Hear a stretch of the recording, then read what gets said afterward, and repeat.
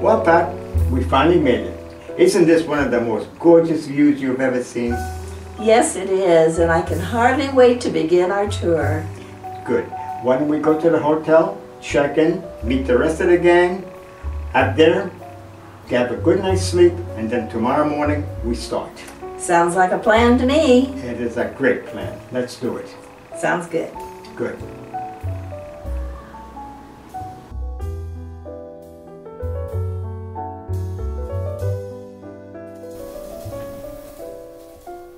Our tour started in Milan, Italy, with a very brief stop to the Castello Forsecco.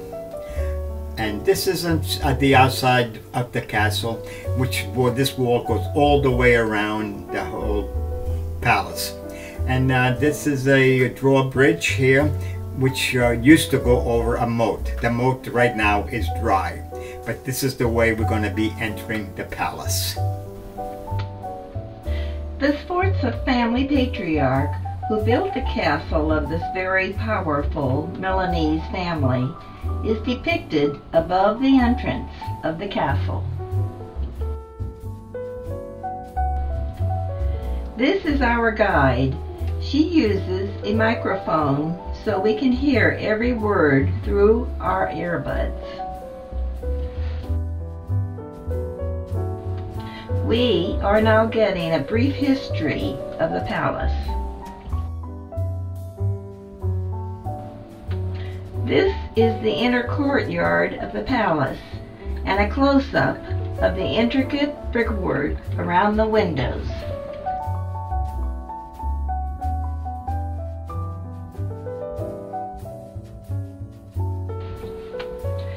As you enter the courtyard, we see the family crest. This is a close-up of the family crest. Our next stop is the Church of Santa Maria delle Grazie.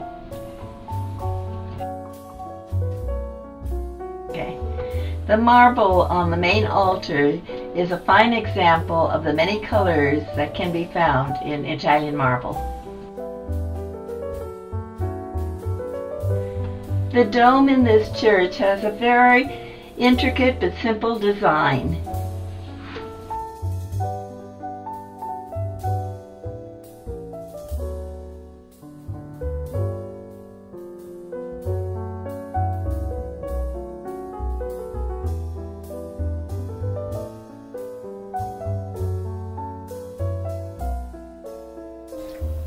The choir loft goes all around to the back of the altar to the other side, and it is made of fine grade wood.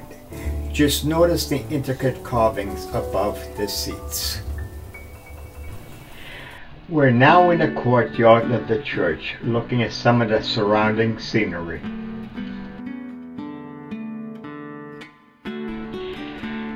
This is one of the gardens out in the back of the church. They're really quite nice and set up really quite beautiful. As we're leaving the church and walking down this avenue over here, we're going to show you some very interesting things along the way. They really like to decorate balconies with shrubbery and flowers growing out of them, and they're really quite attractive. One balcony is prettier than the other, and you shall see as we walk down the avenue. They even decorate their rooftops, which are really quite attractive. It's no end as to what creativity they have. This is another example of the creativity they do to the balconies. There is no end to what they do. Pat stopped in front of these two doors. You have to admit, these doors, the carving on these doors is very, very elaborate, and they're really, really very beautiful. We're now at the Scala Milan, the world famous opera house. Normally we can go inside this building and tour it and see what the interior is like, but unfortunately this evening there was a performance going on, and this afternoon they were having a rehearsal, so it was off limits to us. We could not go in to see it. But we do have a street performer right across the street. You know what? This guy is pretty good.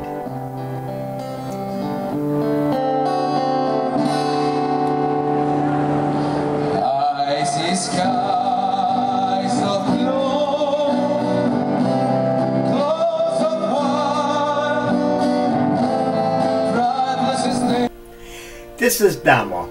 This was built in the late 1700s, early 1800s. Notice the big massive stones that they used to build this place and how high it goes. Now back in those days they didn't have big fancy scaffolding like we have today. All they had was wood. It's a wonder how they ever built this place. The interior of the Duomo has pillars that soar to the sky in Gothic style.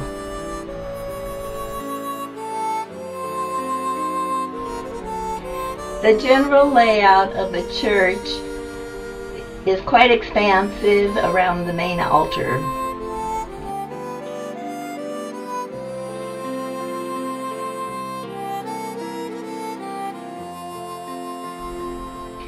The floor has very intricate inlay marble designs of beautiful arrangements. The stained glass windows are fine examples of the period.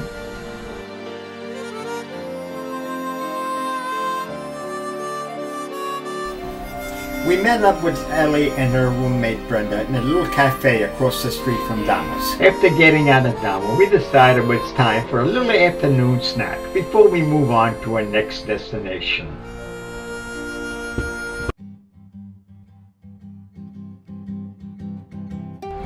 We're on our way to the upper city of Bergamo. We're waiting for the train to approach the station. We're in there and we're ready to go. Here we're on our way to going up.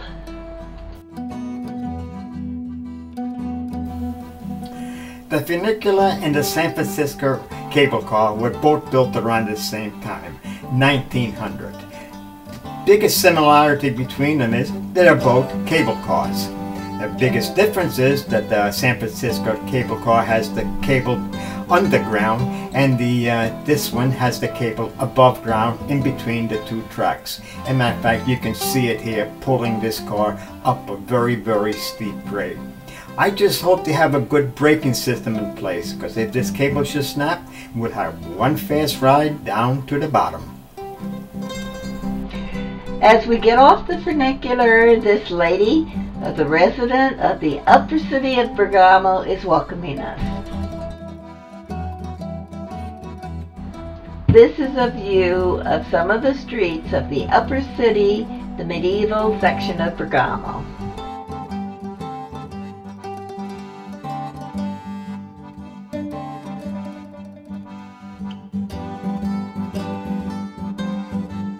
Here is a close-up of the balcony of the previous shot of the upper city of Bergamo and some of its decor.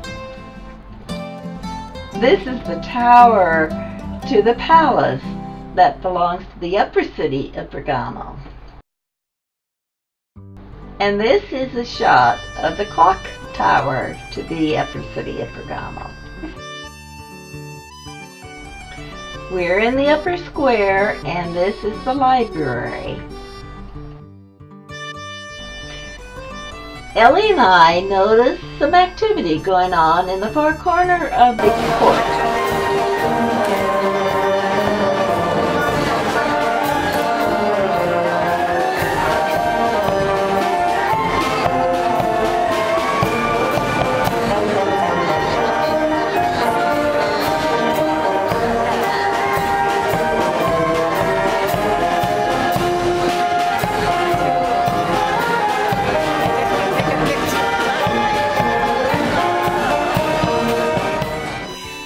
the band stopped playing, they marched out into the square.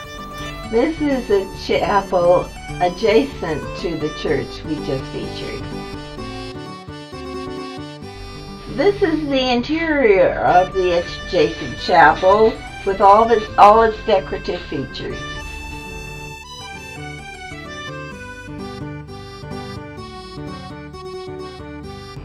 This is the adjacent baptismal chapel because people have to be baptized before they can enter the church.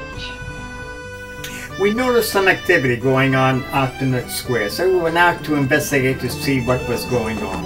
There's a group of people out there singing, dancing, and beating the drums. And just notice their painted faces and the costumes that they're wearing.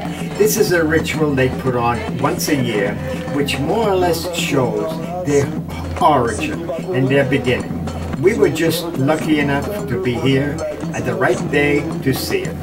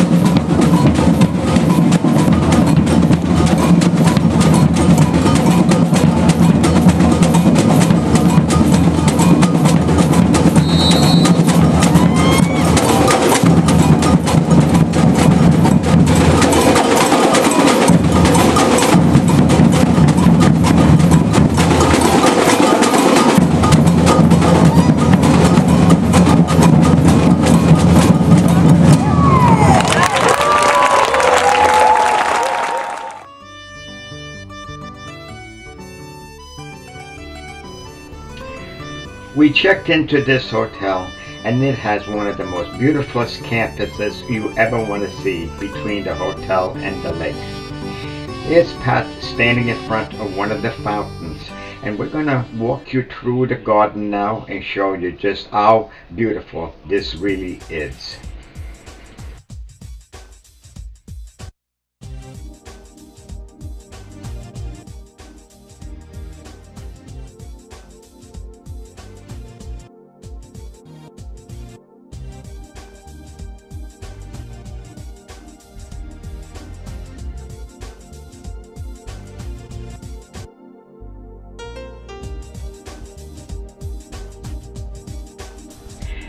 Pat, this is a strange looking tree. Do you have any idea what it might be? I read on the tag that it is a very rare and ancient cypress tree. We're now up in our room, which is up on the 6th floor, and directly below our balcony is this beautiful little patio area. This is a very nice little place to spend some time in the evening before dinner having a drink or so. From up in our balcony, the view of the surrounding area is really quite impressive. At nighttime, we noticed a light shining on the mountain about halfway up and wondered what it was.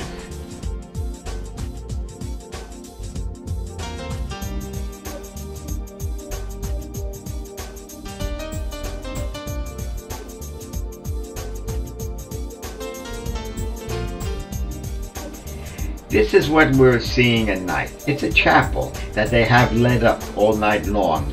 And they have a very interesting procession that goes on here once a year. But Pat will explain to you more about it in the next slide. Back in the 1500s, the local people built this chapel in honor of St. Barbara, who is patron of those people who do the mining in the area. And once a year they go up there in procession up this very rugged trail in order to say a prayer to St. Barbara and thank her for her protection and their safety.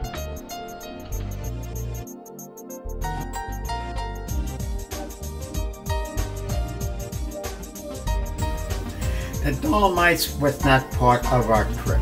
This was a side trip that Pat and I decided might have been very interesting to see. They are named after a French explorer named Dolomite who discovered these many years ago. And as you'll see as we go on, they're very interesting.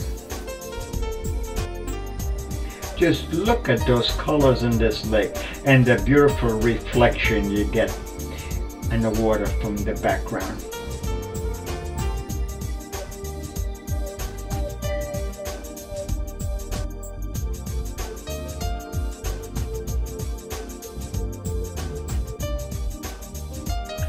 Well, these are the mountains, the Dolomites. Unfortunately, I was shooting directly into the sun for this picture, but at least you can still see how jagged they really are. This is a little different angle and the sun was in a little bit better location, but I was still looking right into it.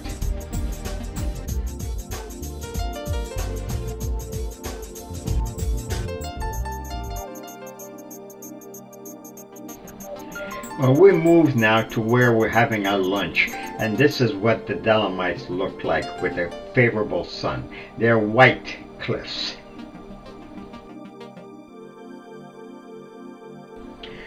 The Dolomites are made up of calcium carbonate and magnesium carbonate. This is what gives them their white to yellow color.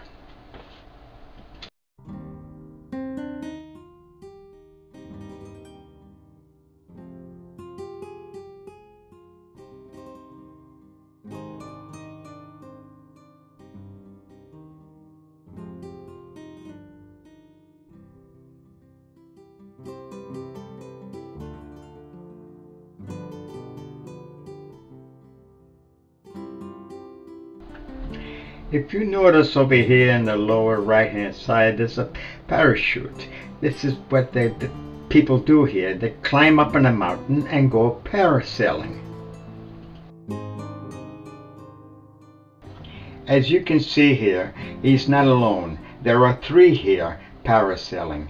From our restaurant where we were having lunch, we got a very good view of these parachuters, and it really made quite an impression.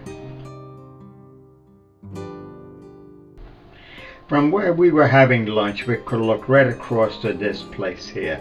This is not a hotel. This is a ski lodge, because that's what this place is. This is the only thing they have is skiing. The rest of the year is just some people hiking around.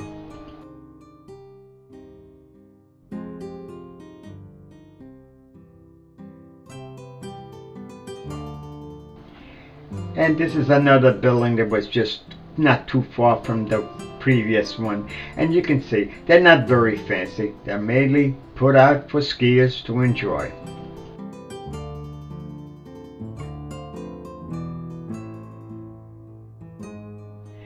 We're now on a boat and we're going to tour Lake Lugano. We're going to show you some of the sights as we go along.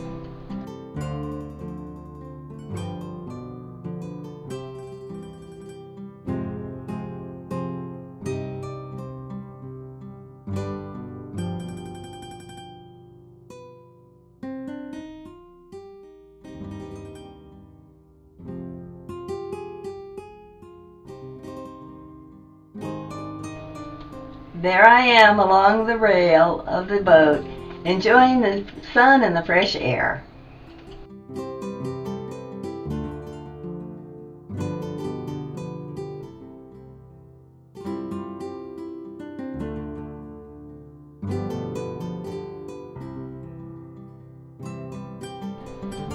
Now we are going to see some of the villas along the lake.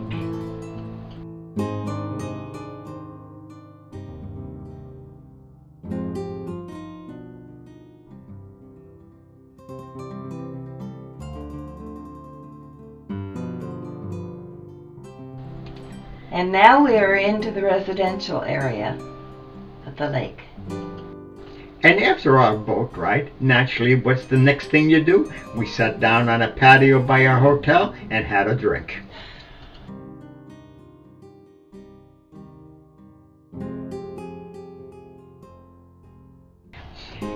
On our way to Zermatt, our travel guide told us that the hotel that we were supposed to be booked in was under renovation and it was closed. So they found an alternate place for us to stay, which is really nothing more than a fancy ski lodge. And he also told us that the rooms were quite small, and he hoped that we all had very close relationships with each other because we were going to need them. Well, when we got into the room, Pat sat down, got herself a beer, and now I'll explain to you some of the other virtues this room has. The toilet is in a little closet-like room just to the right of the sink over here, but the wash-up sink is in the bedroom, out in full view.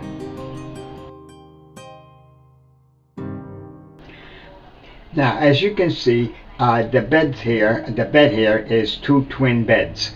Now, they don't split apart. Now, if you want to make twins out of it, you get this duvets, they're called here, which are feather covered blankets, and you can split the mattress apart and tuck them down in between, then put them back together again, and now you have twin beds. But of course, you are laying next to each other within touching distance. And as he said, I hope we have togetherness, and you certainly did need it. Now, I saved the best for last. That's coming up next. The bathtub shower is also in the bedroom. It's actually at the foot of the bed, a few feet away. The only privacy you have here is these shower curtains, which you put in, draw them, and then you can get in the tub, take your robe off, hang it up on the hook, and turn the water on and shower. And then when you're finished, you get the towel, the big towel, wrap it around you and get out. There is no place to dress with privacy or anything. It's all out in one room. I mean, if you're a little shy, well, you tell your partner, get out and come back in about an hour or so. Needless to say, Pat and I had a barrel of laughs in this place. It is early in the morning and we are on the main street of Zermatt. Note the balconies are all elaborately decorated with flowers. The apartments along the main street above the shops are all highly decorated with beautiful flowers on the balconies. One is even nicer than the next.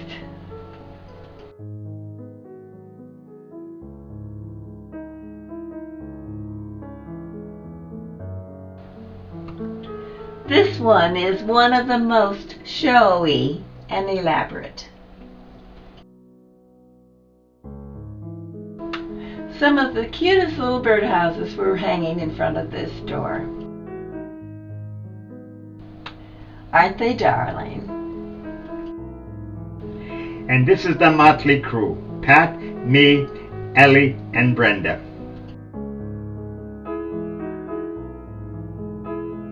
We came up on this interesting little church. It's got a very distinct history to it. The most interesting part of this church is out back in the cemetery. Pat will explain it to you. Most of the occupants in this cemetery died while trying to climb the Matterhorn, some of whom they've never found the bodies, although there is a tombstone for them here in the cemetery.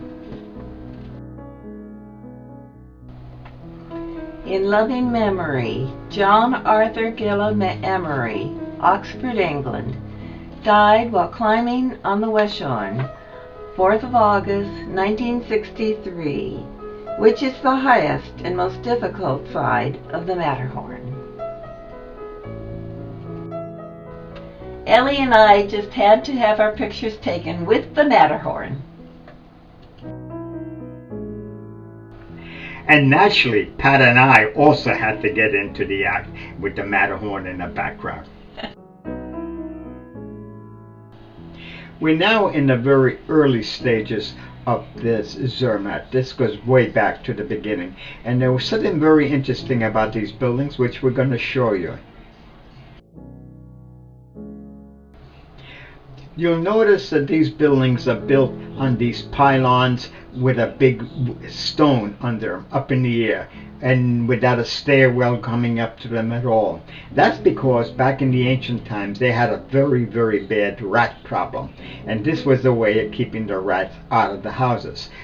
They just put the steps out when they had to get up in and out, and other than that, the rats couldn't have possibly get up there. Pat is standing there just to show you how far this living quarters is off the ground. Now, there was one thing I got to say about this. How long do you think this would last in earthquake country? And well, it's now time for lunch. We're going to get a nice meal, and then we're going to go down, get the train to go up to the top of the Matterhorn. We're in the train, and we're on our way up. And these are the next series of pictures is going to be shot as we're going up.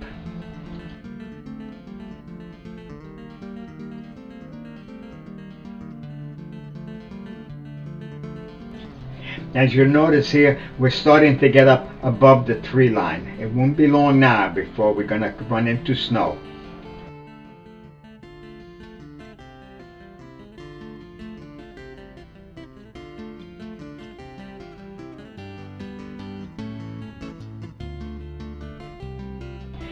It's really quite a feeling being up here as high as what the clouds are. In some places we're higher than the clouds.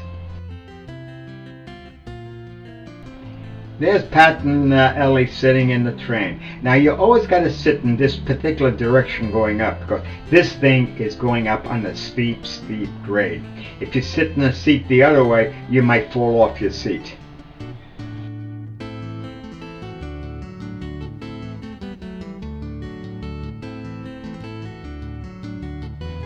And this is what we came up here to get a good close look at, the mighty Matterhorn, which stands at 14,692 feet. But you know what? Italy still has the bragging rights, because Mont Blanc is still the highest point in the Alps, which stands at 15,771 feet. And there she stands, the mighty Matterhorn. Today it is a beautiful, perfectly clear day, and we can see it in all its glory. In 1871, the first lady to successfully climb the Matterhorn was a young lady of 35 years, wearing a long flannel skirt. Her name was Lucy Walker from England. She was in competition with another woman from New York who was just about to begin her climb, but Lucy had just completed her ascent to the summit the day before.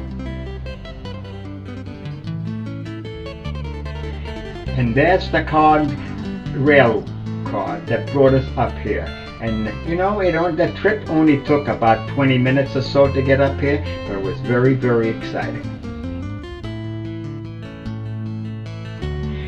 This is the train stop. This is as far up as we go. And you'll see that we're at 10,132 feet. Well, we didn't realize how hard it is to walk and breathe at the same time up at this altitude. And after we were up here a couple of hours, we started to feel a little lightheaded. So we figured maybe it's time that we start down. As I said before, we're up here as high as what the clouds are. You can see here the snow around us, and the clouds are starting to roll in. At this point, a large bank of clouds is coming in that's going to wind up covering this beautiful rock. But it's still visible, and we lucked out that we got as much as we did. There's Pat and I standing there with a mighty Matterhorn behind us. You know, it is really not that cold up here. These are very light jackets, and we're very comfortable with what we're wearing. It is now the next morning, and we're sitting out in the patio area in the back of a hotel, where they got this very, very interesting swing seat, which is all made out of logs, all put together, with a table, which is also very rustic, and there are other chairs next to this, all made out of the same type of logs and stuff. We're going to be leaving here in about maybe 10-15 minutes to go back to our next stop. So we thought this would make a very interesting picture.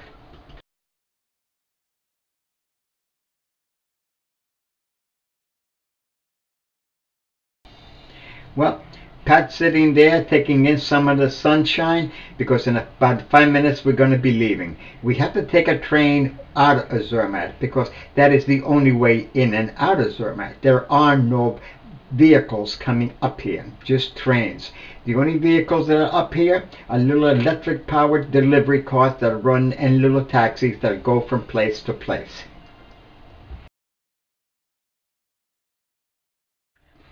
As we entered the room and I looked at the TV screen, this is what I saw. It says, "Welcome, Joseph Zucker." Boy, I mean, how much more important than this can you get? We felt quite at home in our new room, done tastefully in prints and chintz. There's also a nice pretty little patio outside the room. Not large, but very tastefully done and very pretty. This morning we are headed out on this little train to the launch, where we will meet the boat out onto Lake Maggiore and headed toward Lake Orta and the islands.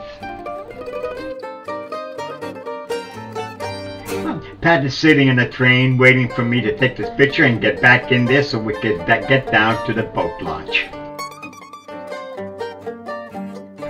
Yeah, this is the building where the boat launch is. We're going to be getting on a boat very shortly. We are now out on Lake Orta, looking at the first island for which we are headed. While looking at the hills far above the island to which we were headed, we noticed this little shrine which had been built in honor of one of the saints.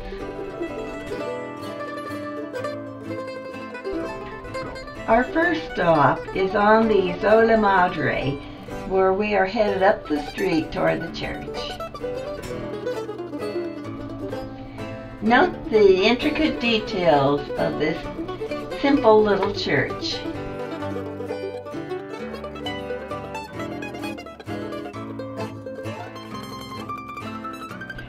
Pat is standing here on one of these ancient little streets. Now she's going to show you just how narrow these streets really are. She's spread out here and she can almost reach wall to wall. That is narrow. As we were walking down the street, we passed one of these little meat shops where you note all the salonis hanging from the ceiling. As we were going along, we noticed some of these interesting little entryways going into the private residence. What got me about this place is the intricate wrought iron work. And here's another example how elaborate wrought iron work is. We're out in the town square now, and this is the center where the town crier would stand at the top of the balcony and shout out the news of the day. This is the bell tower to the convent of the cloistered nuns who spend their time in prayer. Up here on top of the hill, that's a garden out there to the convent. the nuns do not mix with the general public because the reason being that they want to maintain their focus on prayer. We're now at the end of our tour of the islands, so it is now time for lunch before we head back. We headed back to a hotel on Lake Majuro, which is located in Stresa, and the next stop that we went to go see is this very, very beautiful botanical gardens. And here we are, standing in front of the fountain. This is a lantana, which is pruned as a tree and not a bush. And here is a gorgeous row of impatiens. And this is really a big cluster of these beautiful impatiens. They are absolutely breathtaking.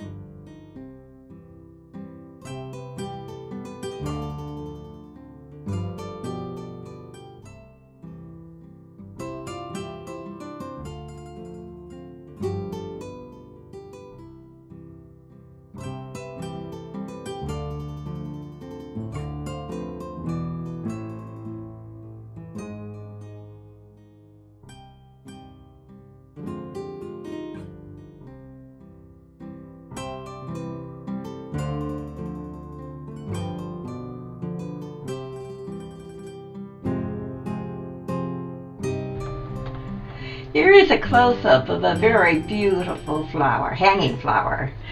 Pat, if I were you, I would watch out. That thing looks like it might take a bite out of it. This is a big row of the same flower. They all grow upside down. This is one of the many lily ponds found throughout the garden. This is one of the strange exotic birds that we saw walking around there. There's quite a few of them. And this is another one. Pretty, isn't he? Or she, whatever it is. We could get lost in the beauty of this botanical garden. They have a lot of very intricate formal gardens in this place, and you'll see more of them as we go on. This is another example of very formal gardens. We had to climb quite a few steps to get up to this place, but you know what? It was worth it.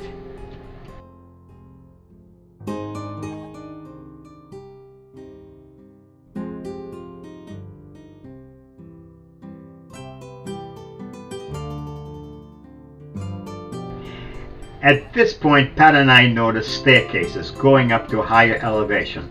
So Pat didn't want to climb all the steps, so I went up there to see what it is. And we'll see what I saw when I got up there. Looking down from the upper railing where I'm at, you're looking down at this little pond in the middle, which is in the formal gardens, which I'm going to show you next.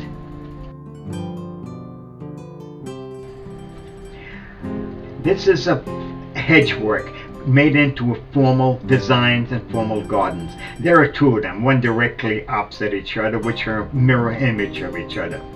You know, when I was up here looking around, I was wondering, how many steps did I climb to get up here? So I counted them on the way down. It was 51 steps, but you know what? It was worth it. And now it's time to say goodbye to our botanical gardens and its beauty. So now our tour is ended. The time has gone so quickly. Yes, it has, Pat. You know, I expected a nice tour, but it was much better than anything that I ever thought it would be. Of course, the company did a lot for that too. And now we must say goodbye. We hope you enjoy this tour with us. Yes. Goodbye, Pat. Goodbye.